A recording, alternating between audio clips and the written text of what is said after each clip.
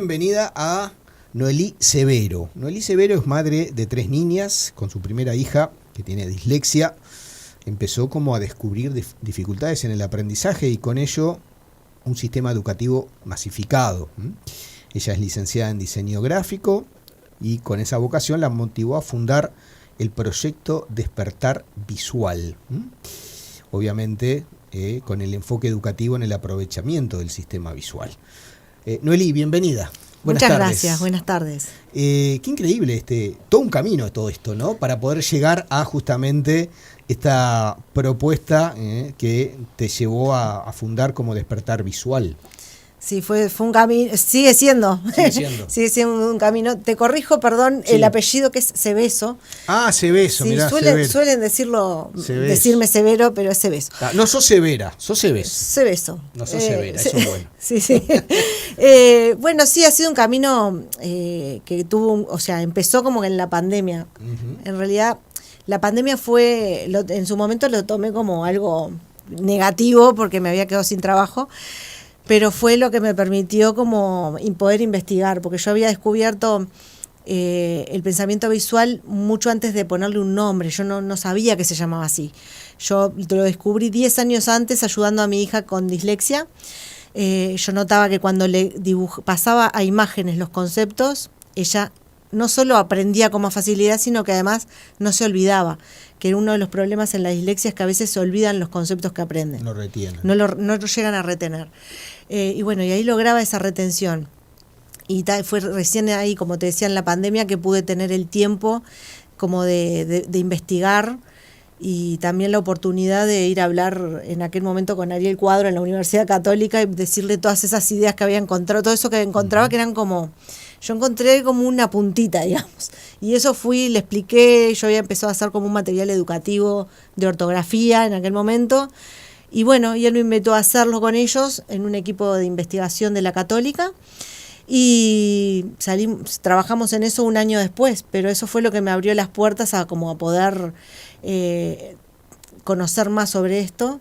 Y también me dio como la fuerza que a mí me faltaba porque me explicó lo potente que era, por qué funcionaba así, me dio como su lado profesional, toda una explicación muy interesante y ahí dije, me voy a dedicar a esto, voy a tratar de llevarlo en la educación y en ese camino es en el que estoy ahora.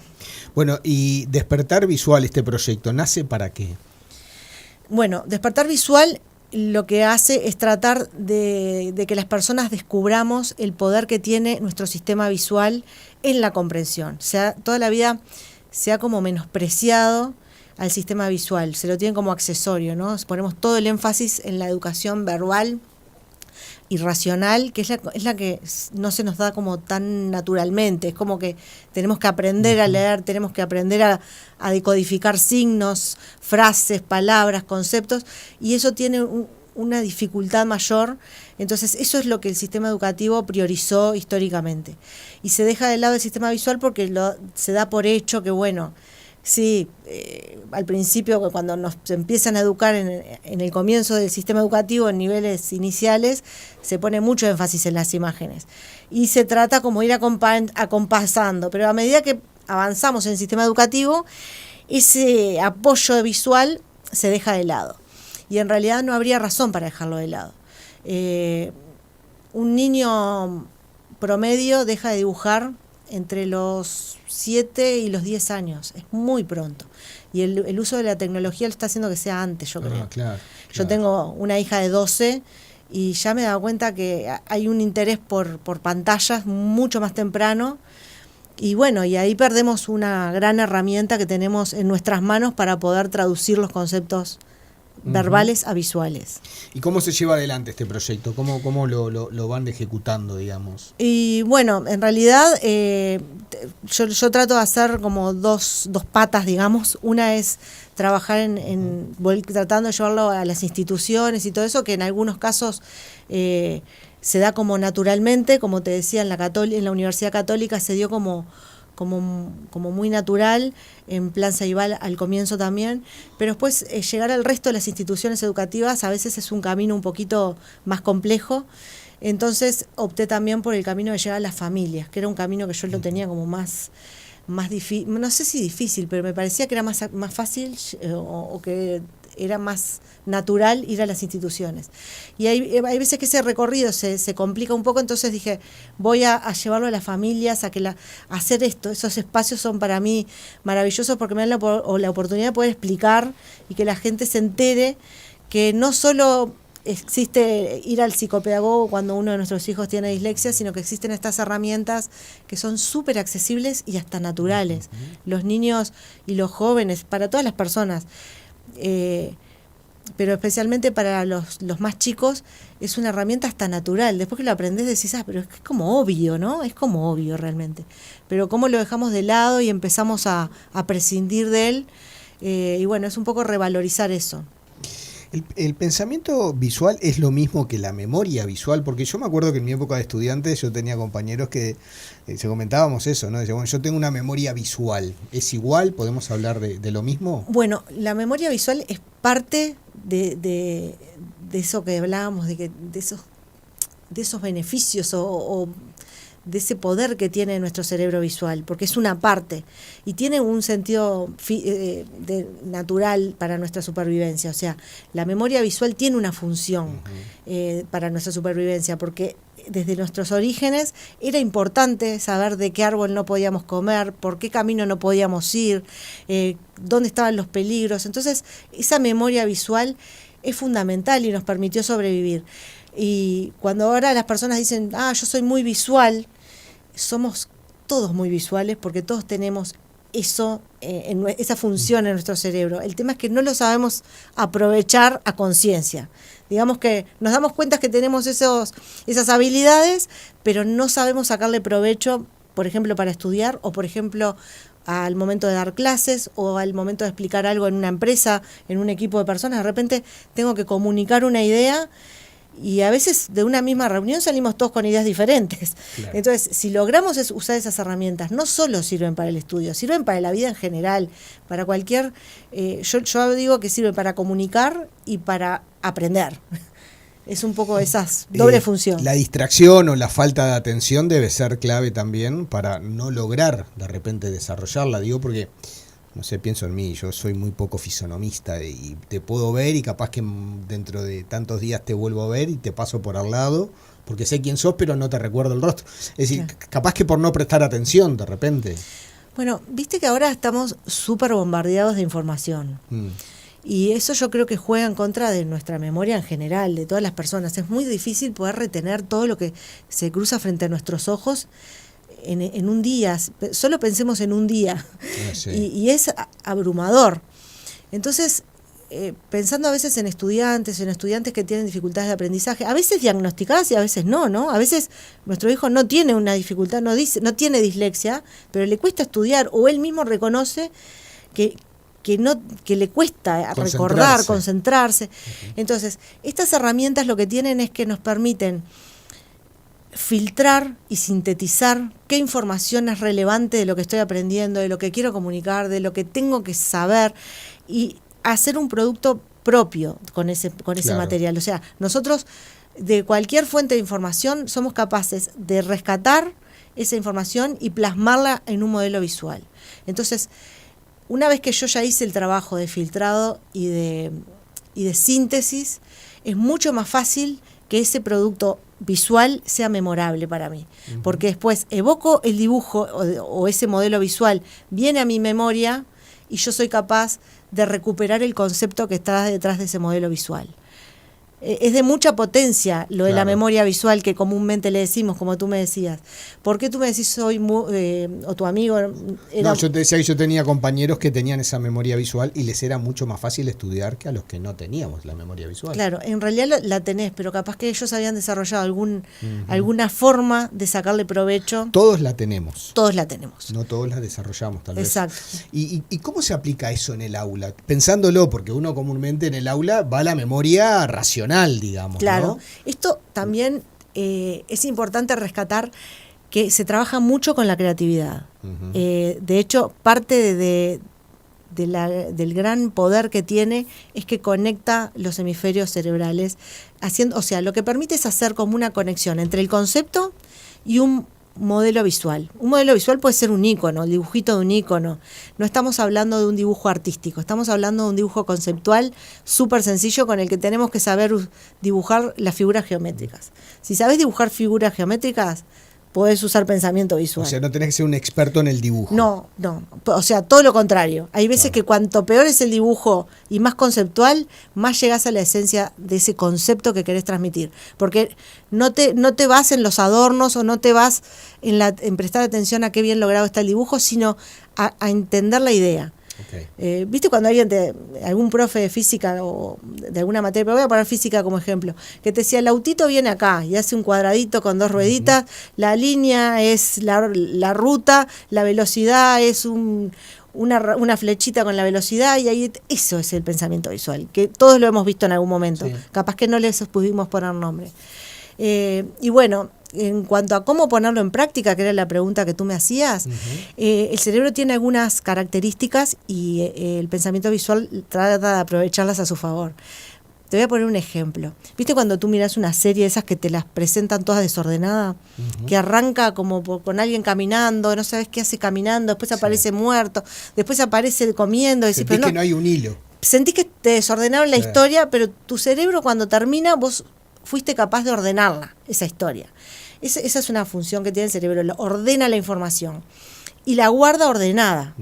Entonces, si nosotros somos capaces, a través del pensamiento visual, de ordenar y jerarquizar la información. Entonces, tu cerebro la va a guardar ordenada y jerarquizada. Entonces, al momento de querer recuperar esa información para el uso que sea que le quieras dar, es la forma en cómo vuelve, la recuperás ordenada y jerarquizada. Entonces, facilitamos ese trabajo, entonces es mucho más fácil la recordación. Y para ordenarla y jerarquizarla, trabajamos algunos elementos. Por ejemplo, para poder traducir cualquier concepto verbal o cualquier concepto abstracto, teórico, a un modelo visible, usamos 10 herramientas claves, que por ejemplo son la figura humana, los íconos, las escenas, cómo trabajar el texto, cómo trabajar las flechas, de qué forma usar el color. Son 10 elementos. Combinando esos 10 elementos, vos siempre vas a ser capaz de traducir ese modelo a un formato visual. Entonces, teniendo esas herramientas, y después trabajamos sistemas de organización de la información, que son formas en las que vos podés ordenar la información para facilitar el trabajo a tu cerebro de cómo guardarlo. Entonces ahí, por ejemplo, cuando la información refiere a una persona, usamos un tipo de forma de distribución de la información. Cuando refiere a tiempo, cuando queremos explicar... Cuando hablamos de tiempo, por ejemplo, usamos líneas de tiempo, cronogramas, también hay formas de fragmentar la información, bueno, hay muchas formas de ordenarla. Entonces eso facilita, porque a vos con ciertas herramientas ya te da mucho material para poder combinar elementos y facilitarte a vos mismo ese trabajo de estudiar, y que no solo sea leer, hacer un resumen, sino que procesás esa información. Claro. ¿La inteligencia artificial juega a favor o en contra del proyecto? Y qué buena pregunta, porque en realidad la inteligencia artificial hace mucho trabajo por nosotros, ¿no? Y acá, si la usáramos creativamente y a conciencia, por ahí en algún punto podría llegar a combinarse. Pero esto, digamos que es todo lo contrario, es aprender a usar la inteligencia natural. Es aprender a usar nuestro sistema operativo. A veces sabemos usar el de una computadora y no sabemos sacarle provecho a nuestra propia computadora, que es nuestro cerebro. Y esto en realidad es eso, es aprender a usar nuestro potencial, nuestro sistema operativo. ¿Ya ven frutos de todo este proceso? Sí, ¿en qué sentido me lo decís? Digamos, una vez que se va aplicando este proyecto, si ya hay resultados como los que ustedes esperaban desde el comienzo. Bueno, sí y no. Por un lado sí, porque, por ejemplo, este año pudimos desarrollar material educativo que se está utilizando con niños de quinto y sexto de educación primaria a través de la Fundación Reaching You y con el método Sofía, la Universidad Católica, desarrollamos material educativo y eso está llegando a niños de todo el país, de educación de cualquier tipo de educación pública y privada. Entonces eso es como un logro divino, ver que, porque no solo esas personas que trabajaron en ese material entendieron el valor del pensamiento visual y lo pusieron a la par. Dijeron, bueno, tenemos todo esto para explicar cómo lo presentamos visualmente para que sea así de efectivo. Y bueno, entonces eso es un logro, me parece que es como, es divino poder decirlo. Y por otro lado, siento que no, cuando veo que las personas no terminan de valorar o de darse cuenta del valor que tiene y que lo tienen al alcance de la mano, literalmente, porque usamos mucho las manos para poder expresar. O sea, hay un tallado del cerebro cuando empleamos nuestras manos para escribir con nuestra propia letra, para hacer esas conexiones mentales con los dibujos y con los conceptos. Ahí se está haciendo un tallado del cerebro, dicho por neurocientíficos, no lo digo yo, y lo estamos desaprovechando por a veces usar dispositivos móviles, leer de una pantalla. Acá se usa el papel, el lápiz, se raya, se tacha, se ponen flechas, y tiene un poder brutal. Es como recuperar eso, ¿no? A veces nos estamos yendo como para el otro extremo. Te iba a decir, hay que romper varios paradigmas, ¿no? Sí. En este sentido. Sí, porque tendemos a pensar que todo lo que viene acompañado de tecnología es maravilloso, y la tecnología realmente es maravillosa. Claro. Yo me valgo de la tecnología el día entero, igual que todos, pero esto es combinar las cosas. Por ejemplo, te voy a poner un ejemplo de algo que vos tenés que estudiar, reducir la impresión, al momento de imprimirlo, reducís al 80%, y te va a quedar alrededor de esa información un margen generoso. Claro. Lo podemos hacer por tecnología, gracias a Dios. Pero una vez que lo tenés impreso, ahí sí. Es como que tuvieras que comer una gran torta. Fraccionarla, ir leyendo párrafo por párrafo. ¿Dónde hay verbos? Que yo pueda conectar eso con acciones y que pueda dibujarme una figurita de palo haciendo esa acción. ¿Dónde hay íconos? ¿Dónde hay objetos? ¿Dónde me está nombrando objetos? Que yo puedo transformar ese objeto en un ícono. En donde esto que me está contando, que me está narrando, es una escena. Capaz que es más fácil hacer esa escena con símbolos muy, muy simples y visualizarla. A eso nos referimos. Entonces, la tecnología, por supuesto, no la vamos a dejar de lado, y no la dejamos de lado. También le da mucho acceso, nos da acceso, ¿no? Yo ahora tengo, por ejemplo, en mi sitio web tengo cursos que uno puede hacer, pinchar. ¿Cómo no va a ser importante? Es importantísimo.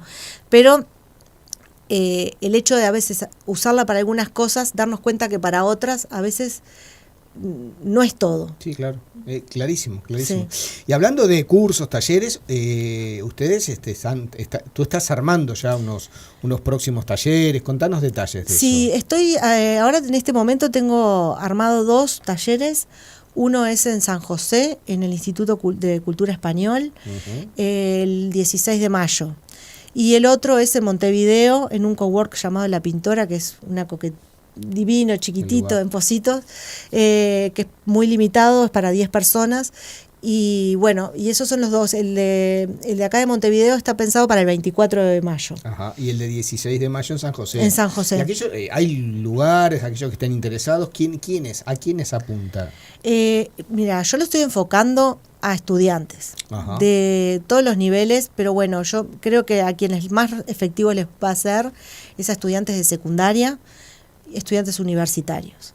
Y a veces podemos pensar, no es lo mismo un estudiante universitario. En realidad estas herramientas son muy amigables, entonces uno las adapta a su necesidad, se apropia de ellas y va a ser igual de útil para uno como para el otro. Por eso yo lo dejo abierto a estudiantes. Bien.